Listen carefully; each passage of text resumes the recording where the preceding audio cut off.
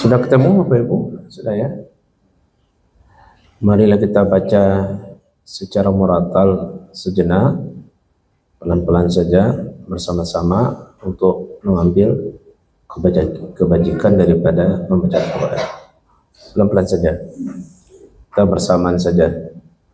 A'udzubillahi minasyaitonirrajim. Bismillahirrahmanirrahim. Al-yawma tujza kullu nafsin bima kasabat la zulmal yawm. لا ظلم اليوم إن الله سريع الحساب وأنذرهم يوم الآزفة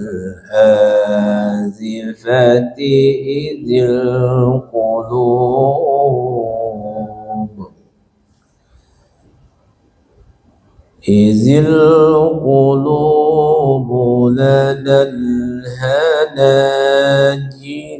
كاظمين ما للظالمين من حميم ولا شفيع يطاع يعلم خائنة الأعين وما تخفي الصدور والله يقضي بالحق والذين يدعون من دونه لا يقضون بشيء إن الله هو السميع البصير أولم يسيروا في الأرض فينظروا كيف كان عاقبة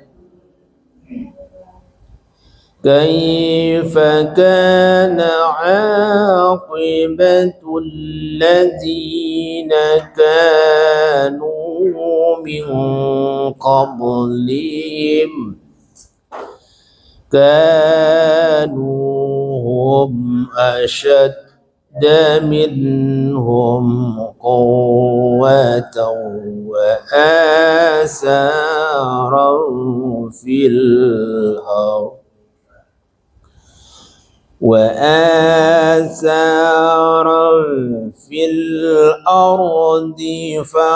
فأخذهم الله بذنوبهم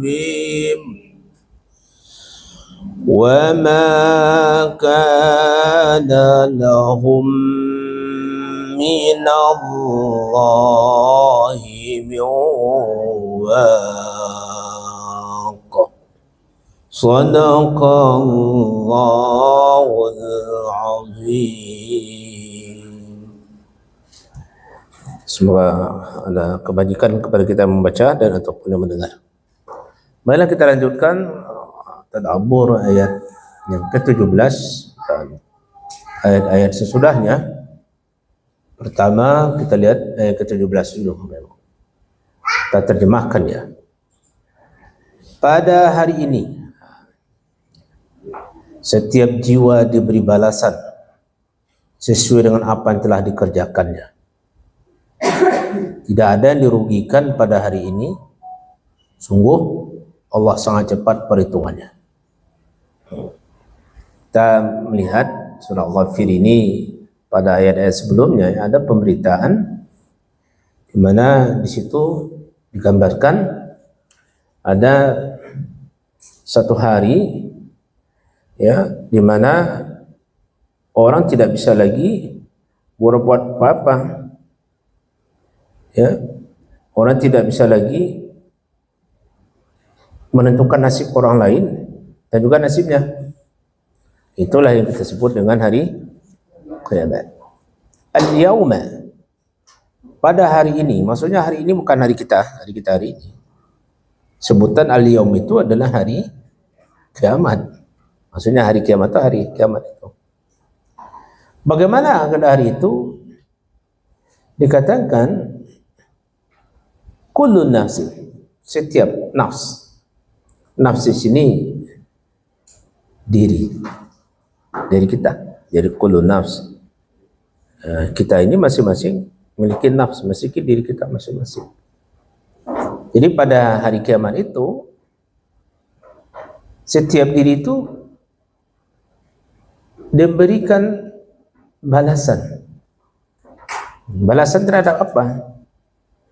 Terhadap apa yang telah dikerjakannya. Nah, jadi ayat ini berisikan dalam kajian ilmu tauhid itu, Bapak Ibu, atau ilmu usuluddin itu namanya eskatologi.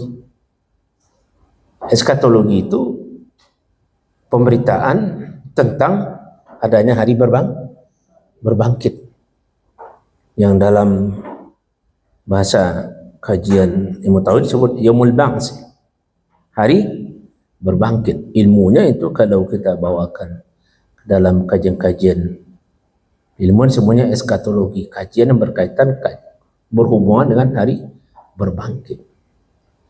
Pada ayat ini ada sebuah penegasan bahwa hari yang dimaksudkan adalah hari kiamat, hari di mana setiap diri, kullu nafs, setiap person, setiap orang itu akan mendapatkan. Jadi akan mendapatkan itu maksudnya apa? Akan menerima, akan menyaksikan, akan memperoleh sesuatu bima kasabat, sesuai dengan apa yang pernah dia perbuat. Jadi ketika itulah hari yang kita digambarkan luar biasa ya dalam Al-Quran itu, Bapak Ibu. Hal yang paling sering banyak sekali diungkapkan itu adalah peristiwa-peristiwa yang terjadi berkaitan dengan hari kiamat. Kalau kita lihat dalam tinjau ilmu Al-Quran, pengulangan yang sering berulang-ulang itu maksudnya adalah untuk ditaukid atau ditakkid, penguat ya. Ya tidak satu kali dua kali saja pemberitaan Al-Quran tentang kiamat kan. Bahkan ada nama satu surah, nama surah Al-Qiyamah. Namanya kiamat betul. Al-Qari'ah, Al-Haqqah. Banyak nama-nama surat pendek itu yang berkaitan dengan kiamat.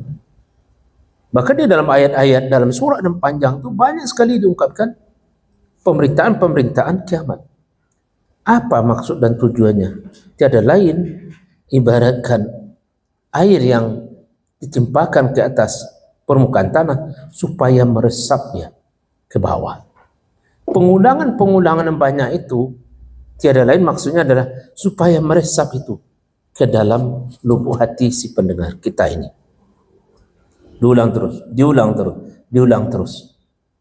Sehingga dia basahlah jiwa kita ini dengan keyakinan keberadaan hari kiamat itu.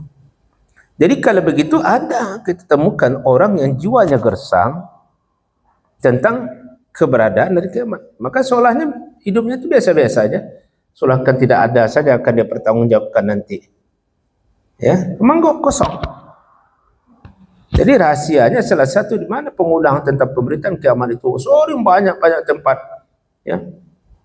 Itu yang saya gambarkan tadi seperti tetesan air di permukaan tanah supaya dia meresap ke dalam tanah. Pemberitaan itu supaya dia meresap ke dalam jiwa dan hati. Dan salah satu ijazul Quran itu, ya, sesuatu keluar biasaan Al-Quran itu adalah Al-Quran itu mampu memberitakan suatu peristiwa yang belum terjadi. Itu ijazah. Kiamat sudah terjadi belum? Belum. Bagi kiamat kecil, bagi orang sudah meninggal ya. Tapi kiamat besar belum. Tapi Al-Quran sudah memberitakan peristiwa-peristiwa yang akan terjadi, kondisi-kondisi yang akan kita temukan pada masa itu. Pada peristiwanya belum. Itulah dia yang kita sebut Ijazul Quran, yang juga berisi makna bahwa Al-Quran itu bukan produk fikiran kita manusia, bukan produk fikiran Nabi atau Rasulullah Nabi Muhammad SAW, tapi adalah betul dari Allah. Kenapa? Karena pemerintahannya mendahului zamannya. Zaman sekarang baru kan, tapi pemberitaannya sudah jauh melompat kepada itu. Belum lagi terjadi, tapi dia sampai ke sana. Dan salah satu yang diberitakan itu adalah tentang kiamat itu.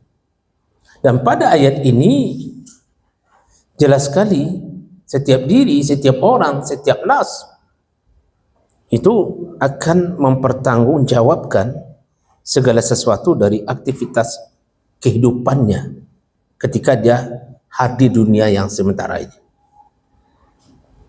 Nah ini perlu diulang-ulang. Bima kasabat.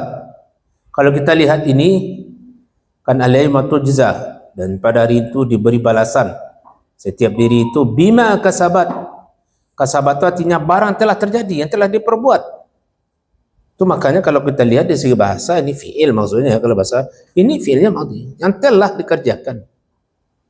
Jadi barang sudah kita kerjakan itu sesuatu yang sudah kita perbuat, itu akan diberi balasannya.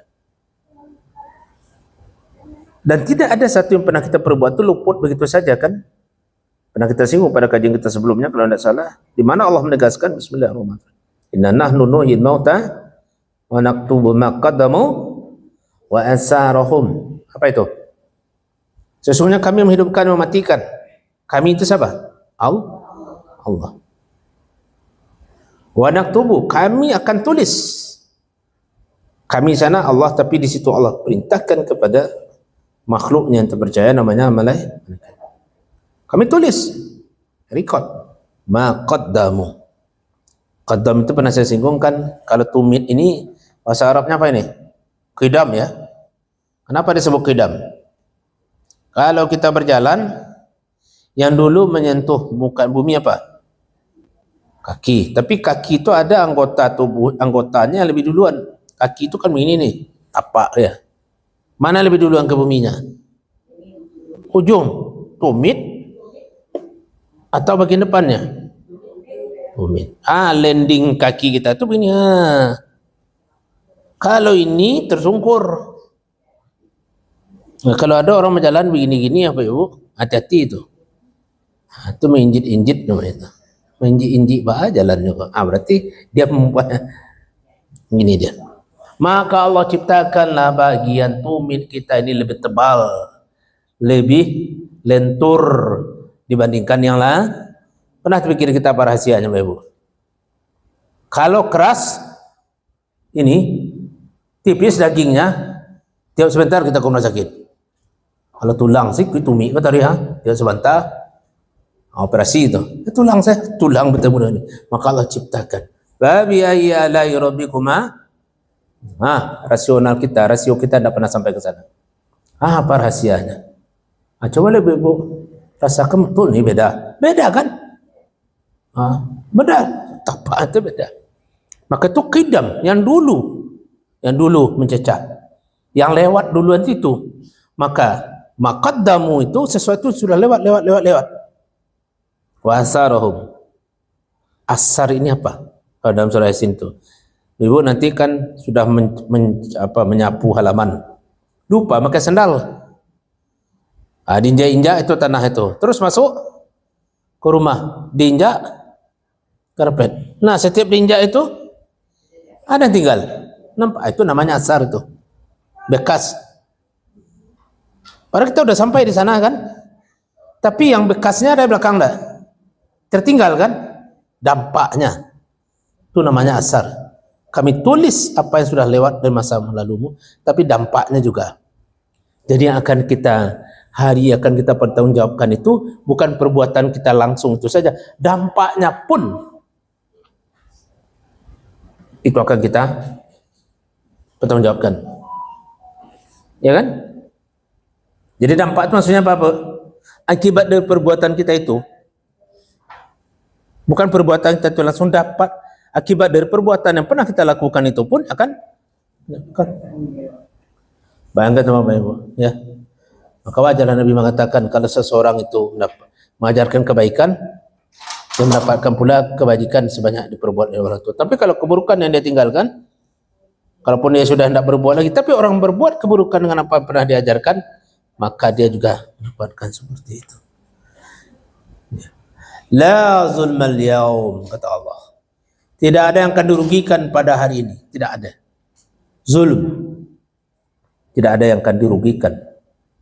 Maksudnya tidak ada yang dirugikan apa? Semuanya akan menerima haknya secara adil. Allah itu bersifat maha adil. Allah akan menghukum, menetapkan hukum, menetapkan hak setiap hamba sesuai dengan apa yang pernah dia perbuat. Beda di atas dunia ini. Kalau di dunia ini kemana hukum Bapak Ibu? Ya, masih ada galirnya kan? Tahu Ibu galir? Galir itu masih bisa orang bersandiwara dengan sesuatu. Masih bisa kita bersilat lidah. Macam-macam apa-apalah. Kalau bahasa nyanyi lamanya menyuruh di lalang salai. Hebat orang kita kan. Bisa dia menyuruh di lalang salai, sahalai bandang. Oh, lalang, ibu tahu lalang itu apa? Bisa dia bersembunyi, nak kelihatan oleh orang. Saking hebat ilmunya. Tapi di hadapan Allah tidak ada cerita. Lazim. Maka oleh sebab tidak ada yang dizalim ketika itu. Setiap orang, setiap hamba akan menerima hak masing-masing. Ini yang ditanamkan selalu oleh Al-Quran ke dalam jiwa kita. Supaya jiwa ini preventif namanya. Apa preventif itu? Lebih terhati-hati. Ya. Innallaha sari'ul hisab. Sesungguhnya Allah itu ya sangat cepat perhitungannya. Sangat cepat perhitungan itu maksudnya apa Ibu? Namanya cepat.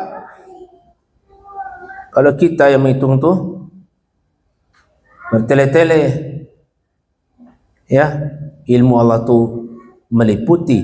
Salah satunya dia memiliki kemampuan untuk menghitung keadaan seorang hamba. Mungkin kita fikir tak ada. So banyak tu manusia dari pertama lahir sampai yang terakhir lahir. Berapa banyaknya tu? Berapa banyaknya Bu? Berapa? Tidak usah hitung. Habis umur kita nak kata hitung.